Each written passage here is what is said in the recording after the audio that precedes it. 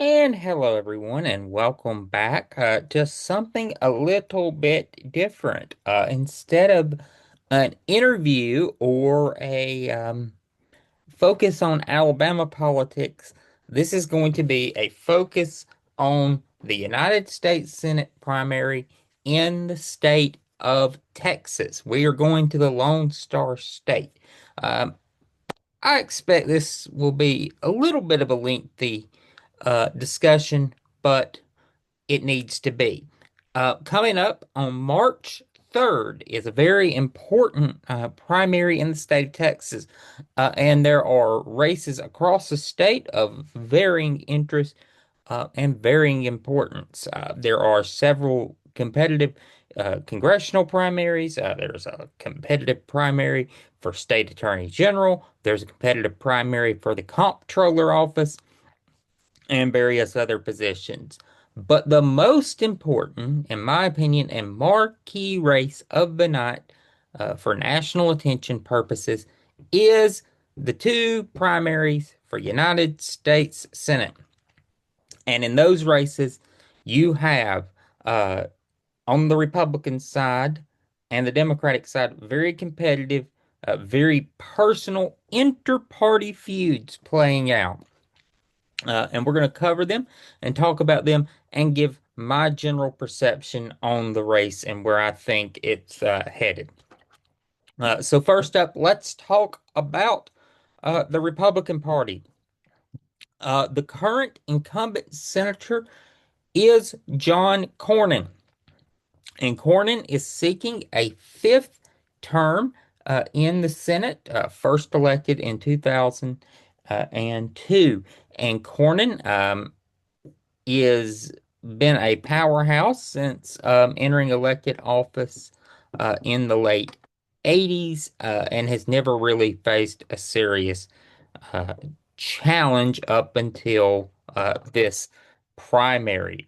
Cornyn is one of the reasons that the Republican Party in Texas is a powerhouse now. He's one of those people responsible for the state of Texas becoming so dominantly Republican. He's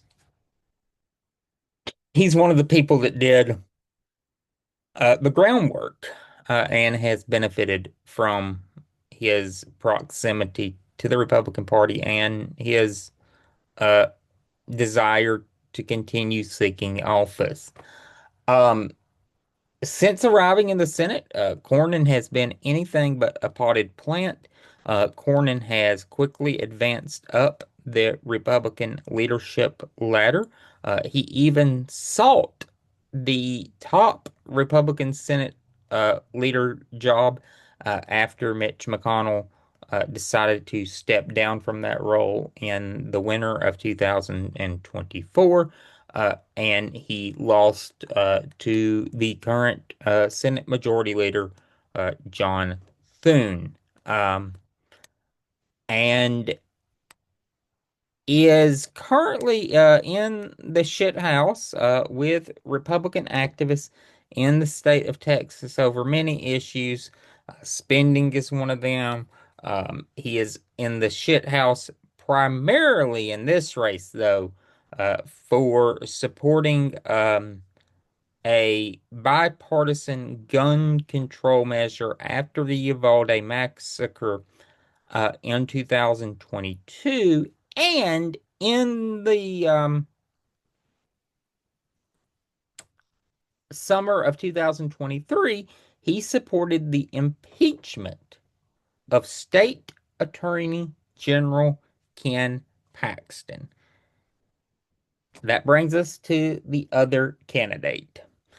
Since 2015, with a brief exception in the summer of 2023, May to September, during which time he was suspended during impeachment proceedings, Kim Paxton has been the chief civil attorney for the state of Texas.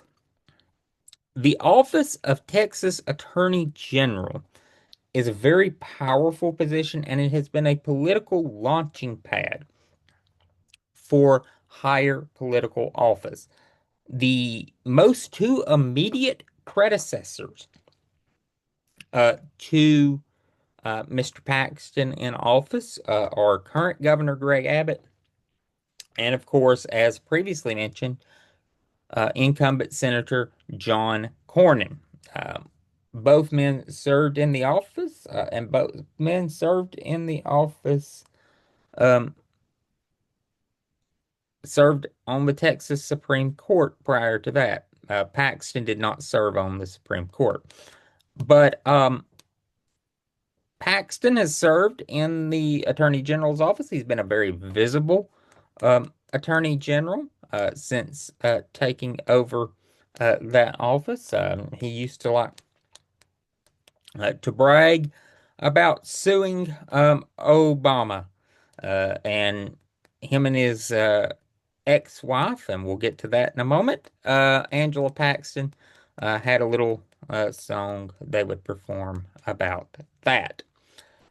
So Paxton um, also was under legal scrutiny for a securities fraud case um, that he finally settled about a year ago by paying a fine and also his impeachment. And he was impeached for some ethical violations related to a extramarital affair and some staff issues. Um, and um, his wife at the time, remember, this was for an extramarital affair. The extramarital affair was some of the underlying reason for Mr. Paxton's impeachment. Um, was a state senator, and when it came to the state senate, it was determined that she could sit through the trial, but she could not partake in the discussions or the final vote. And it really didn't matter because the current lieutenant governor of Texas basically set the motion up to fail. And despite an overwhelming vote in the state House, the Republican controlled state House, to impeach Ken Paxton, the state Senate voted to acquit, and Paxton resumed his duties as Attorney General. In Texas, during an impeachment proceeding, you are suspended from the office until the cessation of those charges. And Cornyn was a enthusiastic supporter of Paxton's impeachment and removal. Um, and Paxton has been critical of Cornyn supporting, as I said, a gun control measure that moved through the Senate and eventually was passed and signed by President Biden in 2022. Um, and in 2025, shortly after President Trump retook office, Paxton shocked no one by announcing that instead of seeking a fourth term as Attorney General, there's no term limit in Texas on constitutional offices, that he was going to seek election to the United States Senate. Most people expected Paxton to challenge for some higher office, and he had been really telegraphing a run for the Senate. Um, and this has been a very personal race.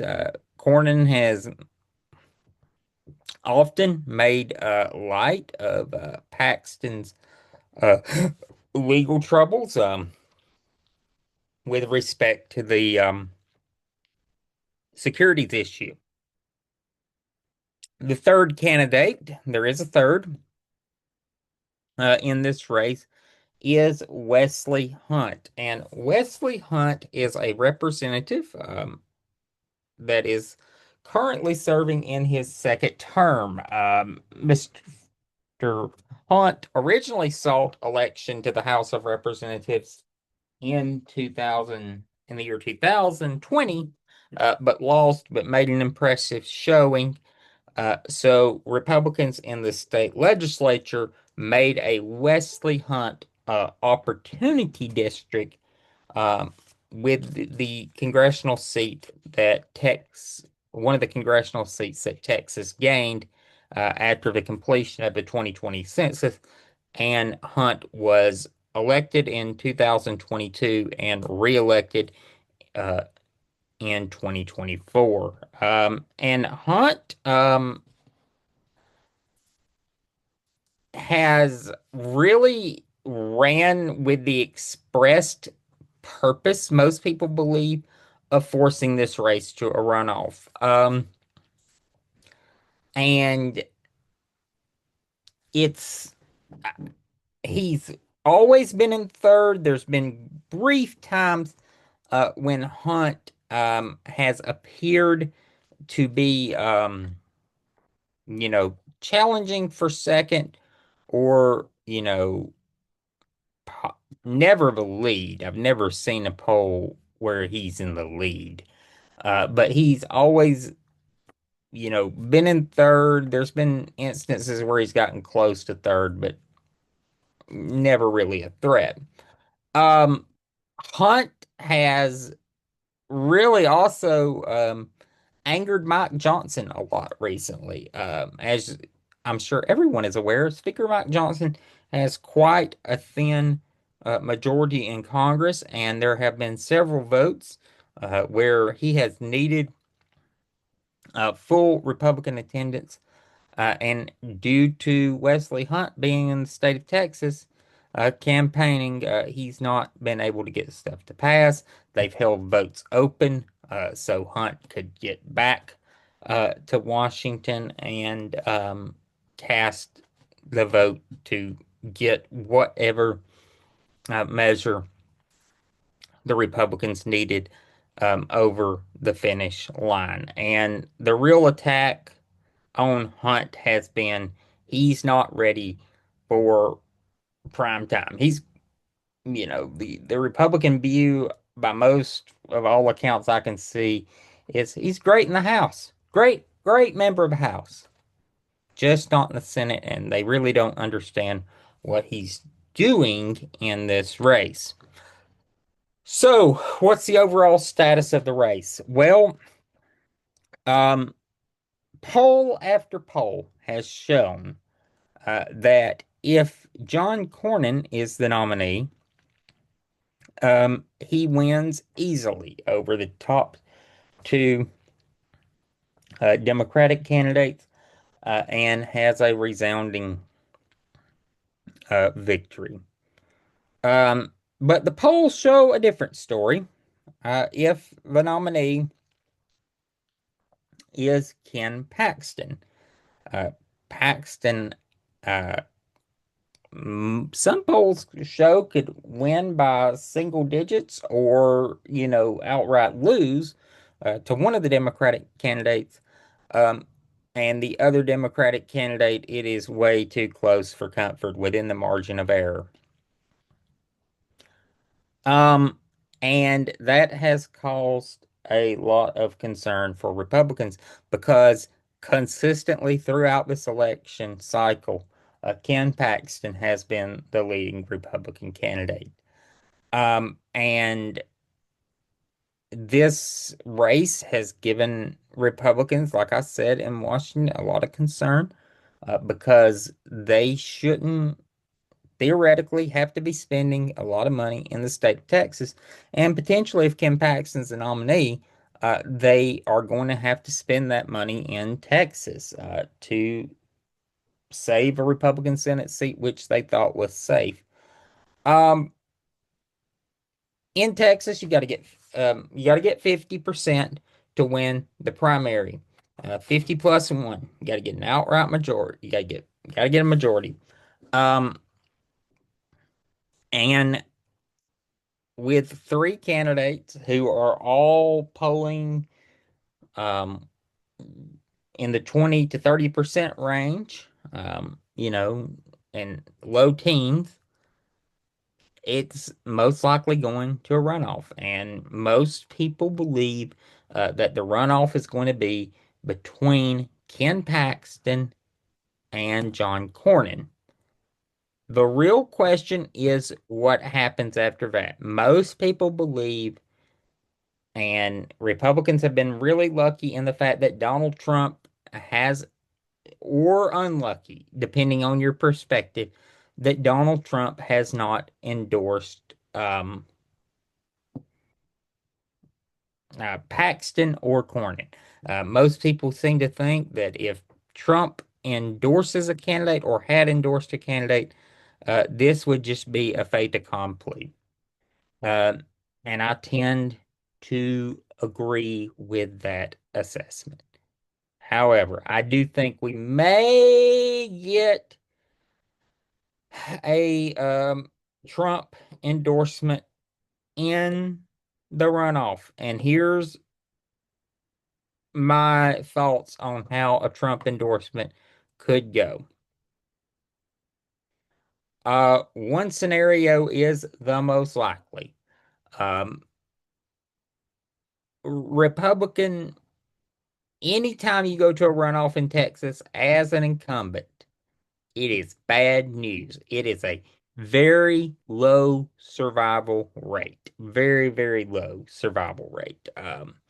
This is like walking in and getting a terminal diagnosis and walking out in full recovery um, just a few weeks later. It is very low survival rate. Not impossible, but it is very low survival rate.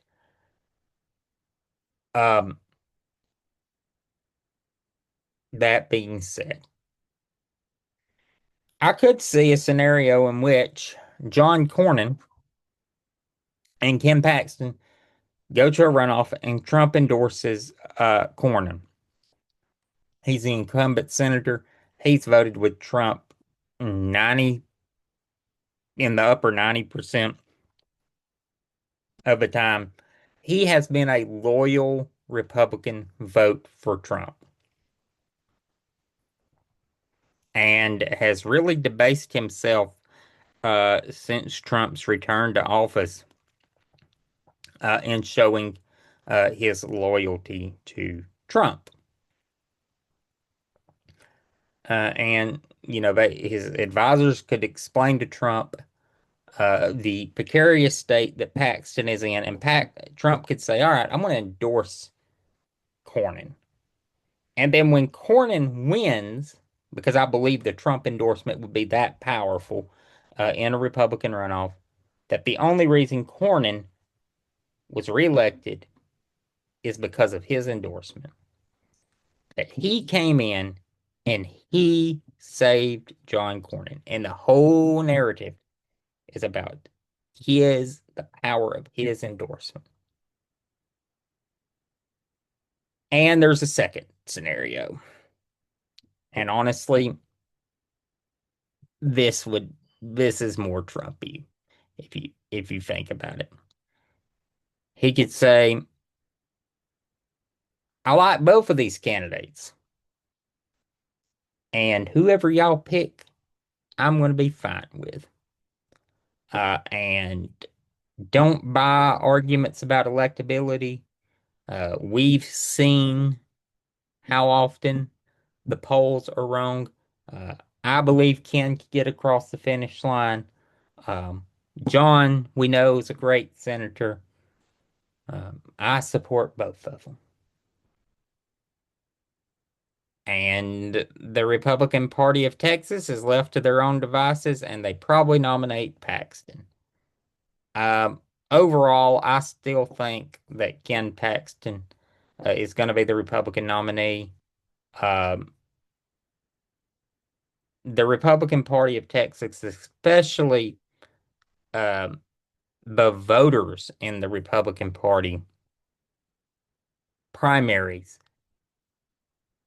are very conservative and they are driven by issues that I don't understand. Now, granted, I'm a liberal Democrat. I don't get a lot of things Republicans do, but they are very ideologically driven and very angry often at their elected officials, even though their elected officials deliver them win after win. They, for some reason, it's never enough. And I think that the ultimate manifestation of this will be nominating Ken Paxton to be the next Republican Senate nominee. Now, there's another primary, and that is the Democratic primary. And I'll cover that probably tomorrow. And then after that, I'll give a full wrap up on where I think the race is going overall when we get to the general election. But you're going to have to wait for that. Wait about 2 days. So be patient. Um, I was at first going to do a written version of this and then later do a the video, which you're seeing now. But I decided to just go ahead, go for broke, and do the video tonight. So you'll see part two probably tomorrow, and then part three probably Monday or Tuesday at the latest. So have fun, be safe, and don't do anything I wouldn't do. Thank you, everybody.